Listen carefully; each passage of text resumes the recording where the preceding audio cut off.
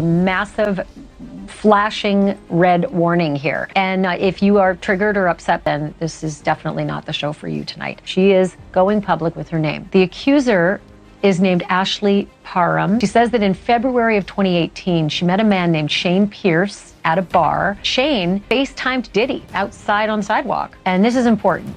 She says she believed that Diddy had something to do with the murder of Tupac Shakur. But Ashley Parham says that she told both Shane and Diddy on FaceTime that she wasn't impressed. Allegedly, Diddy warned her that she would pay for saying something like that. And the lawsuit says, quote, where she says this guy Shane invited her to come to his apartment. And defendant Shane offered her a glass of water, which he retrieved and brought back to the plaintiff. P.Diddy showed up with an entourage, including his top aide, Christina Coram.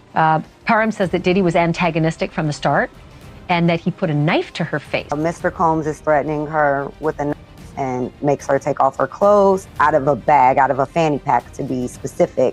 And then he takes what she believes is some type of liquid substance and he squirts it at her. And she actually didn't specify even baby oil. She just said he just started squirting it at her. Then she realized that it was some type of lubricant or oil. That's when, after she was covered in this oil, that's when the began with Mr. Combs. Now his defense team is asking the federal judge to start revealing who his accusers are. And now his attorneys say they want to know who the women are that are accusing him, as well as some men. We have a lot of situations, especially in this arena, where we have accusers seemingly hiding behind a moniker. I have no reason to doubt her story. I have had her tell me this story multiple times. The only civil settlement that we know of has been made to Diddy's ex, Cassie Ventura, for an unknown amount of money. If anybody dares to attempt to contact, threaten, intimidate, hurt, that will be immediately reported. Again, he has been named in 6 lawsuits. 4 of those filed so far are male accusers. You know, men now, but in one case, a 16-year-old boy who says in 1998, when he was a teenager, found himself in an occasion to be alone with Diddy, he says, and he claims that Diddy basically, he went to a white party, he was invited, that he touched him and essentially called it a rite of passage to become a star in the music industry, you know, ranging from 1998 to October of 2021. And one guy says, hey, 2008, I find myself that he was pistol whipped by somebody who was with Diddy, and then that he was assaulted and raped. Diddy is in deep trouble, facing multiple serious charges that's shaken the music industry to its core. Sean Diddy Combs has received a new set of lawsuits from alleged victims of and including from one woman who claims he and an unnamed celebrity her at 13 years old.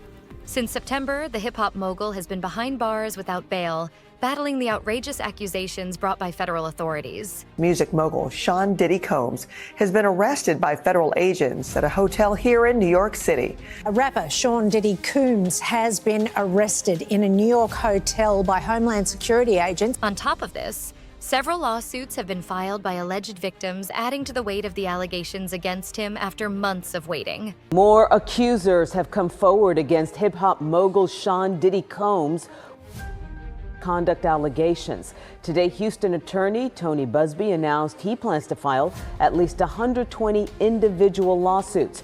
Busby's law firm and the Ava Law Group vetted claims and are now representing 60 men and 60 women, including 25 who say they were minors at the time of the alleged misconduct. The judge overseeing Diddy's case has finally set a tentative trial date for May 5th, 2025. The latest on Sean Diddy Combs. After a hearing yesterday, Combs is now set to stand trial in May of next year. New York attorney Alex Spiro, hired to investigate potential connections, has raised questions about Diddy's involvement in Tupac's 1996 incident. But could he also potentially face a new legal issue connected to the murder of Tupac Shakur? His family has hired famed attorney Alex Spiro to investigate any possible link between Diddy and Tupac's 1996 drive-by shooting and death. This comes after Dwayne Keefe D. Davis, recently charged with Tupac's tragedy, previously implicated Diddy in the crime. Although Diddy has denied any involvement and has not been considered a suspect. The accusations are fueling speculation, with his mid-trial looming. and his potential connection to Tupac's incident under scrutiny, things are not looking good for the music. Mogul fans and media alike are left wondering how much worse this could get for him. Eminem has always been vocal about it, suggesting the implications of Diddy on both Tupac and Biggie. R.I.P. rest in peace, Biggie and Pac, both of y'all should be living. Yep, but I ain't trying to beef with him, cause he might put a hit on me like P.Diddy. Get him.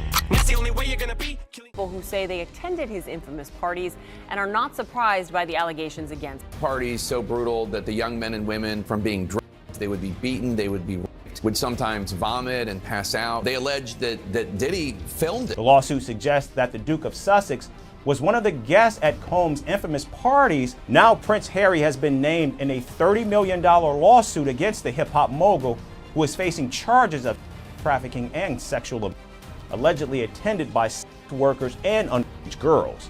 In my opinion, I think that they're probably looking at RICO or racketeering charges.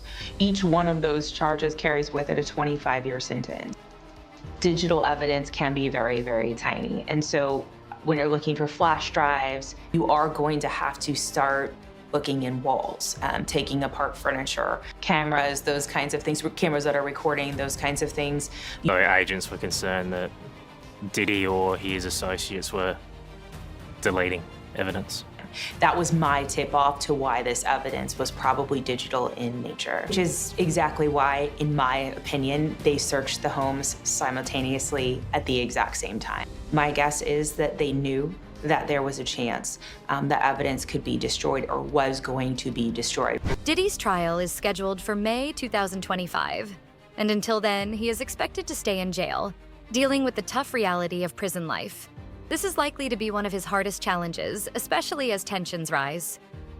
Recently, Mopreme Shakur, Tupac's brother, accused Diddy of being involved in the 1996 incident that led to Tupac's death. On Piers Morgan Uncensored, Mopreme talked about the long-standing theory that Diddy might have played a role in Tupac's murder. Mopreme also remembered a 2008 phone call where Diddy tried to clear his name, saying he wasn't connected to the 1994 shooting that hurt Tupac. Although the LA Times once reported that Diddy was behind the attack, the story was taken back because the sources were unreliable. Even so, Mopreme still thinks Diddy may have been involved in secret. Adding to the drama, Dwayne Keefe D. Davis has said that Diddy offered him $1 million to Tupac. While Diddy continues to deny these claims, the accusations have led Tupac's family to hire lawyer Alex Spiro to investigate further. The mother of the late rap legend Notorious B.I.G. has also expressed her frustration and disappointment with Diddy. Even though she used to admire him, her feelings have changed. Many people feel the same, especially after a troubling video surfaced, allegedly showing Diddy hurting Cassie Ventura. Janice Smalls Combs, who is Diddy's mother. I come to you today as a mother that is devastated and profoundly saddened by the allegations made against my son, Sean Combs. To bear witness what seems to be like a public lynching of my son is a pain too unbearable to put into words. It is heartbreaking to see my son judged not for the truth, but for a narrative created out of lies. These allegations are egregious. Ferret this out in the court system. We intend to prove our cases. I've talked to these victims, and I believe them. So that's exactly what I would expect his mother to say.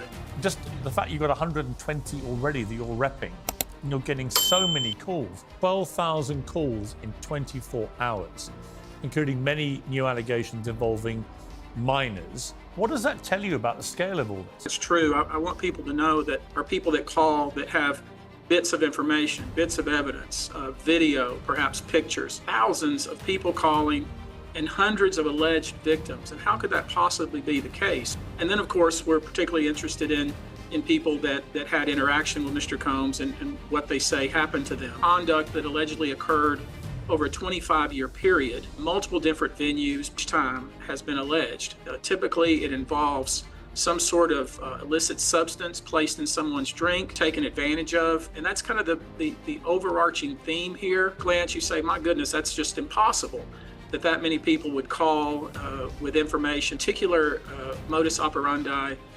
It makes a lot of sense. And he knows better than to be talking about the things that he does with Big Brother Puff on national television. Apparently not. Everything ain't for everybody. He believes he's innocent. I believe he's innocent. And we're going to fight this case with all of our might until we don't have to fight any longer.